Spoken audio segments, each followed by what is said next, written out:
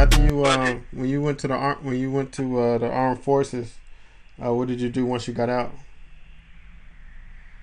once I got out, I stayed in the Army 22 years. Hmm. Once I got out, I went back to school and got a master's degree in Christian education and an undergraduate degree in religious and sociology. And I came to Oak Ridge and pastored the church for 24 years. And I retired from pastoring and the military and all of that in 2013. And I don't do anything now but take care of my wife. Yeah, congratulations on everything, Uncle. But so pastoring, like you said, your dad pastored. How was he able to pastor not being able to read or write? That's a strange thing. My daddy could read the Bible, but he couldn't read anything other than the Bible. That's Now that's the gospel truth. so he could read the Bible, but he couldn't read nothing else. Huh? He could read if you show it. There's a disciple. An apostle in the Bible named Thomas. You Mm-hmm. show him Thomas in the Bible, he knew what Thomas was in the Bible. But you show him Thomas outside of the Bible, he couldn't tell you what it was. Now, when your dad was Let me coming up, tell you something else. that Let me is tell you that something is else. that, My daddy could count. He called it figure. My daddy could count and could remember figures and numbers and things better than anybody I've seen. He couldn't read nor write. He knew, like say, 25 plus 25. He knew what it was. But if you showed him 25 plus 25, he didn't know what it was. But if you tell him 25 plus 25, he knew what it was. he knew He what it didn't was. know, he couldn't identify the 9 numbers and a 0. But he could say, he could add them up, but he didn't recognize them. But he had the gift. And we tried to teach him how to read. We tried to teach him how to write his name. We tried to teach him how you couldn't do it. But he could count money, count do everything. But he could not read nor write. But, do you think when your dad was coming up, do you think the only thing they taught a lot of blacks to read was the Bible, or the only thing they were allowed to read was the Bible? No, you have to remember my dad grew up in the 19 teens. Right, He was born 1909, right, and he grew up 1909, 010, that 1910 through that area, and that's not too long from slavery. And right, his father was right out of slavery, and they didn't believe in. They believe that you don't have to have no education to do stuff. You can make it on the farm and stuff like that, right. because they didn't see anything but what the white man had. They didn't see black. They like to say, if I can see him, I can be him. Mm-hmm. They didn't see that. Right. Okay, there was no television. There was no outlet that showed them that black folks had anything. The only thing they saw was black folks going to the cotton field and stuff like that. They didn't see anything other than that. Yeah. And so they didn't see anything beyond that. For instance, you don't know Derek, do you? No, I don't know Derek. Tammy's husband. No, I don't know Derek. Okay, Tammy's husband worked for Sarah Lee, and Sarah Lee is a conglomerate that owns a packing company and all of this kind of where you package meat and stuff like that. Right. Well, he worked in the office. He's a comptroller, a finance man, and they own some warehouses and slaughterhouses in Mississippi. Right. And he went down to Mississippi to make an assessment of their payroll and stuff like that. Right. And he went into the office, and all of the black folks that were working in the plant and stuff, they saw him in there, and he said he turned around and they were all standing in the glass, looking through the glass. Said, "Man, that's a colored man in there." Right. That they had never seen a black man in that portion of the office before. Wow. And that's recently. And so if you can't see him, you can't be him. Yeah. And that's where it was when my daddy was coming up. They never did see black folk doing anything, so they thought this was gonna be the life. That's why Daddy said, "No, you all not gonna go. So you all gonna go. You ain't gonna stay on the farm. You gonna leave here. Right. You gonna make a better life for yourself." Right. And you've done an amazing job making a better life for you and your family, Uncle. Well, by the help of the good Lord. Mm-hmm. See, my daddy believed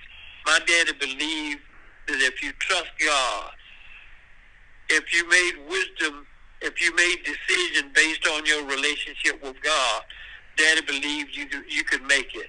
Mm-hmm. Now, it didn't mean that you're going to be free of worry. It didn't mean you're going to be free of hardship. It didn't mean that you're going to be free of anything. It meant that your life's going to be controlled by God. And sometimes you're going to have to undergo some testing. You're going to undergo some difficulties, but God got it. Right.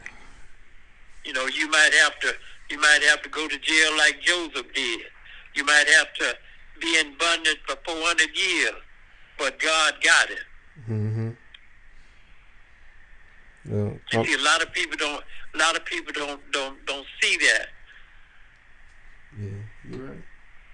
See, my life, all of my life, all the thing I wanted to do was work, and I wanted to come to a point in life where I no longer had to work, or when I retired, I didn't have to worry about medical care, dental care, taking care of my family, and none of that stuff. I didn't have to worry about that. Mm-hmm. And so I did what I thought God wanted me to do. And I pay my tithe, I pray, I trust God, I believe in God, I'm a follower of Jesus Christ, and God taking care of me. Mm-hmm. Now, I've had heart problems. I've had 2 open heart surgeries.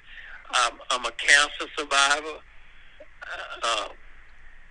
So I'm not free of worry, and I'm not free of health. I got health issues, and I got money issues, but I got enough to take care of myself. Right. That's amazing. Yeah, you're right. I just want to thank you for telling me your story about growing up in Mississippi and coming to Chicago, going to the armed forces. I really want to thank you for sharing that with me, Uncle Hardell. I appreciate that. Like I said, I'm not a smart person, okay? Mm-hmm. I made a 6 on the ACT. Mm-hmm. I couldn't go to college. Mm-hmm. But I made a 6 not because I wasn't taught, but because I didn't pay attention. Mm-hmm. I did not pay attention. Mm-hmm. All the way through high school, I did not pay attention. I was looking out the window and trying to keep track of Maryland. Mm-hmm. But see, I met Maryland as a somebody that I thought I was going to be with the rest of her life. I met Maryland. She was in the 8th grade, mm-hmm. and I was a sophomore. Mm-hmm. And all my life, for the rest of my time in school, I was spending my time looking for Maryland, hanging out the window and stuff like that. So I made a 6 on the ACT. Mm-hmm. When I went to the military, I made the lowest mark on the military, but I knew I could do better. Mm-hmm. I knew I could do better. And over the years, I took my first class at the University of Kentucky in 1968. I took sociology and English in 1968. I was in school teaching, I was in school or teaching from 1968 to December of 2015. Mm-hmm. I haven't been to school since 2015.